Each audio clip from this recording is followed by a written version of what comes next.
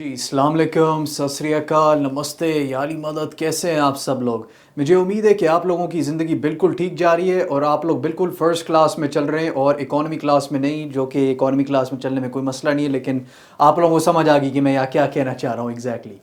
तो चले इस वीडियो को शुरू करने से पहले ज़रा दो बातें करनी है। पहली बात यह है कि मेरा नाम है जासिर जमाल और मैं टेक्सास 1031 एक्सचेंजेस से हूँ,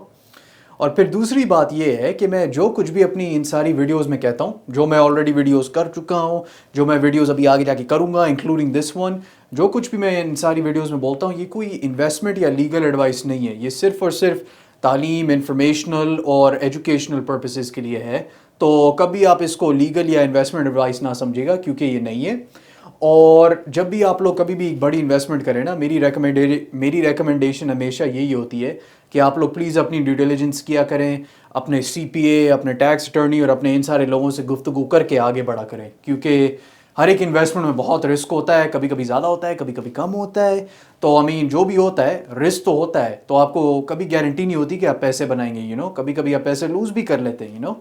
तो इसलिए बेहतर है आप हमेशा अपने सीपीए, अपने टैक्स अटर्नी, अपने स्टेट अटर्नी और अपनी ड्यू डिलिजेंस हमेशा किया करें, इससे पहले कि आप कोई भी इन्वेस्टमेंट के साथ आगे बढ़े।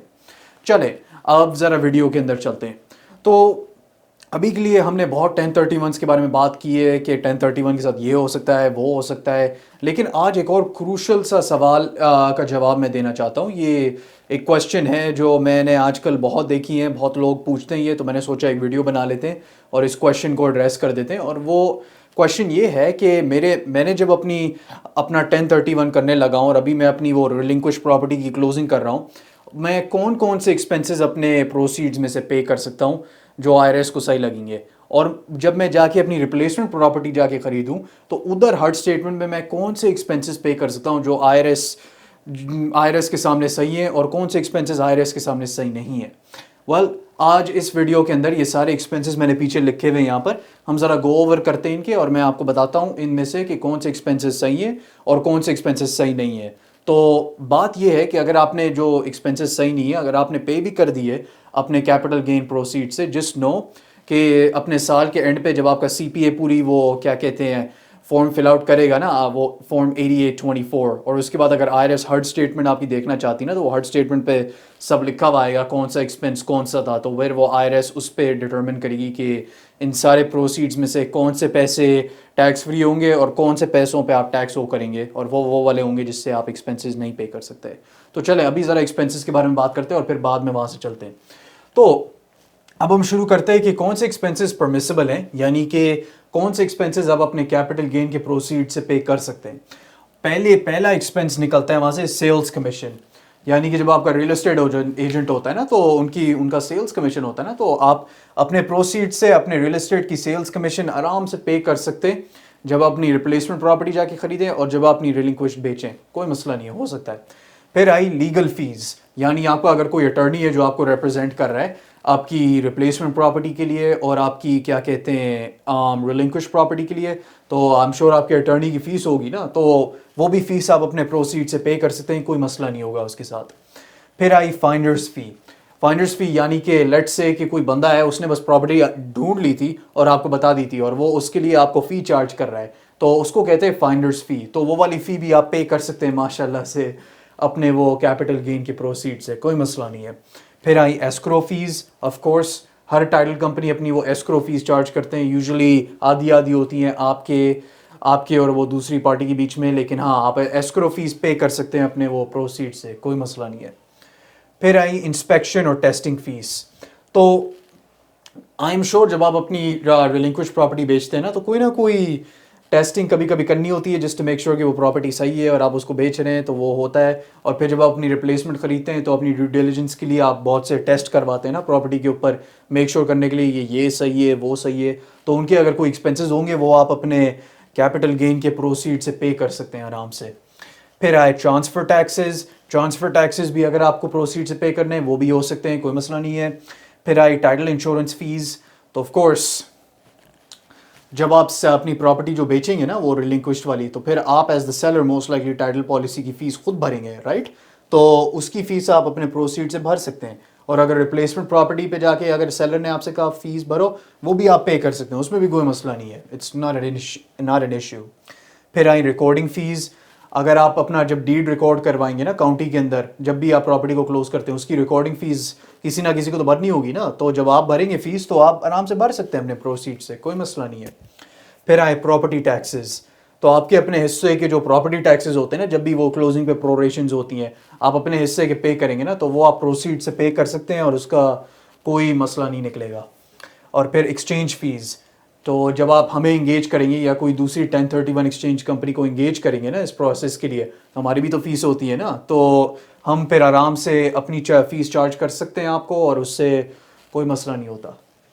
میسنجر فیس وہ بھی آپ پے کر سکتے ہیں اپنے پروسیڈ سے, کوئی مسئلہ نہیں ہے. ڈاکیومنٹ فیس, کوئی بھی اگر ڈاکیومنٹس ڈرافٹ ہوتے ہیں اور ان کی اگر کوئی فیسیں لگتی ہیں کوئی دوسرے اٹارنی سے, وہ بھی آپ پے کر سکتے ہیں, کوئی مسئلہ نہیں ہے. اسٹیٹمنٹ فیس, تو اگر آپ کی وہ کوئی نہ کوئی اسٹیٹمنٹس نکلتی ہیں آپ کی وہ کلوزنگز میں سے اور ان کی فیس اگر چارج کرے گا جو بھی آپ کو اسٹیٹمنٹ دیتا ہے اس کی بھی آپ آرام سے فیس بھر سکتے ہیں اپنے پروسیڈس کے ساتھ, کوئی مسئلہ نہیں ہے. ٹیکس سروس, تو یاد ہے جب آپ کلوزنگ کرتے ہیں تو ہمیشہ آپ کو وہ ٹیکس سرٹیفکیٹ بھی دیتی ہے نا ٹائٹل کمپنی, اور اس کی بھی فیس وہ چارج کرتے ہیں ایٹ دی اینڈ وہ کلوزنگ پہ, وہ بھی آپ پے کر سکتے ہیں اپنے پروسیڈس کے ساتھ. پھر آئی نوٹری فیس, نوٹری فیسیں جو ہوتی ہیں نا نوٹری کرنے کے لیے جو فیسیں لگتی ہیں نا وہ بھی آپ پے کر سکتے ہیں اگر آپ نے ایک موبائل نوٹری کی, کوئی مسئلہ نہیں ہے. پروسیسنگ فیس وہ بھی آپ پے کر سکتے ہیں, it's not a big deal. تو یہ جو سارے ایکسپنسز ہیں نا جس کے بارے میں ہم نے ابھی بات کی ہے, ان کی اگر یہ سارے ایکسپنسز آپ اپنے کیپٹل گین کے پروسیڈ سے پے کر سکتے ہیں اور کوئی مسئلہ نہیں ہوگا. آئی آر ایس کو سمجھ آتی ہے اور وہ آپ کو کچھ نہیں کہیں گے اس پہ. اب آتے ہیں وہ والے ایکسپنسز جو آپ نہیں پے کر سکتے, اور اگر آپ نے پے کیے پروسیڈ سے کوئی مسئلہ نہیں ہے, بس at the end of the year I R S ان سارے ایکسپنسز کو کاؤنٹ کرے گی موسٹ لائکلی, اور پھر وہ نمبر لے آئے گی کہ اس پہ آپ نے کیپٹل گین کے پروسیڈ استعمال کیے تھے, تو اس پہ جو ہے نا آپ کو ٹیکس پڑے گا کیونکہ یہ ایکسپنسز الاؤڈ نہیں ہے یو نو. تو کیا ہیں یہ ایکسپنسز؟ رینٹ پروریشنز,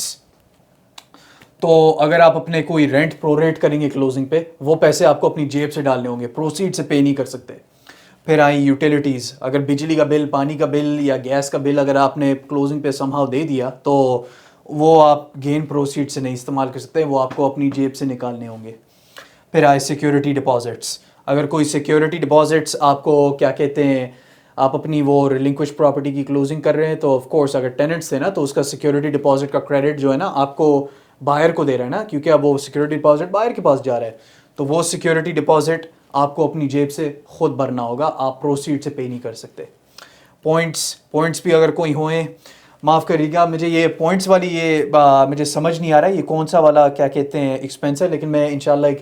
اگر آپ لوگوں کو اس والے پہ کلیئرفیکیشن چاہیے آپ مجھے پرسنلی ریچ آؤٹ کر لیے گا, میں ریسرچ کر کے ڈیفینیٹلی آپ کو بتا دوں گا یہ کون سا ہے. ایک تو اتنے سارے ایکسپینسز ہیں اور بہت ساری چیزیں ہوتی ہیں اس کے اندر, تو کبھی کبھی مشکل ہوتا ہے یہ ساری چیزیں یاد کرنا, لیکن اس کے لیے اگر کویشچنز ہیں آپ مجھے ریچ آؤٹ کر لیے گا, میں جواب دوں گا. پھر آئی مورگیج انشورنس, اگر آپ 1031 کے تھرو اپنا ایک گھر لے رہے ہیں نا تو اس پہ مورگیج انشورنس تو آئے گی نا, وہ تو ریکوائرمنٹ ہوتی ہے بہت سی اسٹیٹس میں, اور کبھی کبھی ریکوائرمنٹ نہیں ہوتی, کبھی کبھی اچھا ہوتا ہے کیا اگر آپ ایک مورگیج انشورنس لیں. تو اگر انشورنس لیں گے تو جسٹ نو اس کے پیسے آپ کو اپنی جیب سے ڈالنے ہوں گے, پروسیڈ سے پے نہیں کر سکتے. پھر آئی پراپرٹی لائبلٹی انشورنس, پھر اگر کوئی دوسری ٹائپ کی انشورنس پراپرٹی کے لیے آپ نے لی اس کی ساری انشورنس آپ کو اپنی جیب سے بھرنی ہوگی except for the title insurance fees, وہ صحیح ہے. ایپلیکیشن فیس, اگر آپ نے لائک فار ایگزامپل کوئی بھی پراپرٹی کے لیے کوئی ایپلیکیشن پتہ نہیں کوئی بھی اینگل سے اگر آپ نے بھری اور اگر کسی نے آپ کو چارج کیا اس کے لیے, تو پھر اس کی جو فیس ہے وہ کیا کہتے ہیں آپ کو اپنی جیب سے دینی ہوگی, کوئی اپنے پروسیڈ سے آپ نہیں نکال سکتے اس کو. پھر آئے لینڈرز ٹائٹل انشورنس, تو جب بھی آپ بینک کو انوالو کرتے ہیں نا اپنی وہ ریپلیسمنٹ پراپرٹی کی کلوزنگ کرنے کے لیے, تو بینکرز جو بینک ہوتا ہے نا وہ لینڈرز ٹائٹل انشورنس لیتے ہیں اپنی سیفٹی کے لیے, اور اس کی جو کاسٹ ہوتی ہے وہ آپ کے اوپر ڈال دیتے ہیں وہ, تو اس کی جو کاسٹ ہے وہ آپ کو خود بھرنی ہوگی اپنے جیب سے, پروسیڈز نہیں استعمال کر سکتے اس کے لیے انفارچونیٹلی. پھر اسمپشن فیس آئیں, وہ بھی آپ اپنی جیب سے ڈالنی پڑے گی, خود نہیں پروسیڈ سے نہیں پے کر سکتے. پھر آئی home owners dues, H O A کی جو فیسیں ہوتی ہیں نا, جب بھی وہ لوگ ایچ او اے والے جو ہے نا ٹرانسفر فیس چارج کرتے ہیں, لائک آپ نے یہ پراپرٹی بیچی اب آپ نے اس بندے کو دی تو ٹائٹل چینج کرنے کے لیے ایچ او اے کی ٹرانسفر فی ہوتی ہے, وہ آپ کو پے کرنی ہوتی ہے, وہ آپ کو اپنی جیب سے دینی ہوگی. اور کوئی بھی ایچ او اے کی فیس اگر نکلتی ہے ہر سال کی جو اینول اسیسمنٹس بھی ہوتے ہیں वो आपको अपनी जेब से देने होंगे, प्रोसीड से पे नहीं कर सकते आप. फिर आई रिपेयर एंड टर्माइट वर्क्स.